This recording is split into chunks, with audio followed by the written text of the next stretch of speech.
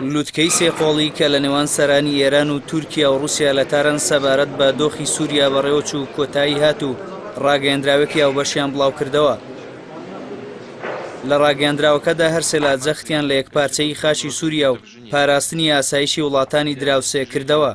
هەر لە ڕاگەیەندراوەکە ئاماژە بەوە کراوە کە ناکۆشیەکانی سووریا بە پەنابرنەبەر بژاردەی سەربازی چارەسەر ناکرێن و دەبێت لە ڕێگەی پرۆسەی سیاسی و کۆتایی بە کێشەکان بهێنرێت.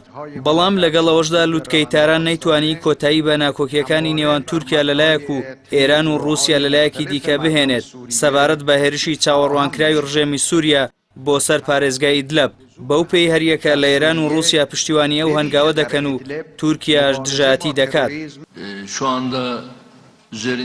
لەو بارەیەوە ڕەجەب تەیوب ئەردۆغان سەرۆکۆماری تورکیا ڕایگەیاند لە ئێستادا میوانداری 3,500,000 پەنابەری سووری دەکەین کە ئەوەش هەمان ژمارەی دانیشتوانی ئێستا ئیدلەبە.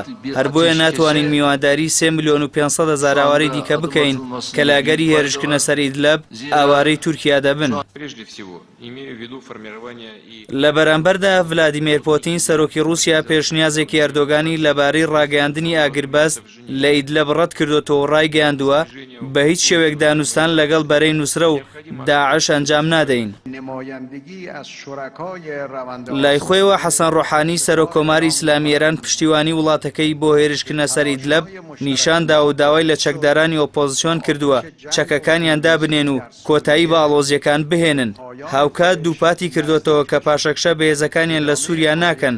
بەو پێی لە سەرداوای حکوومەتی ئەو وڵاتە هێزەکانیان ڕەوانەی سووریا کردووە. لە 7 ساڵی ڕابردوودا و لە ماوەی جەنگی ناوخۆی سووریادا هەریەکە لە ئێران و تورکیا و رووسیا کاراکتەری سەرەکی گۆڕەپانی ئاڵۆزیە وڵاتەن و بەهۆی بەرژەوەندی تایبەتەوە لە وڵاتە خۆیان جێگیر کردووە.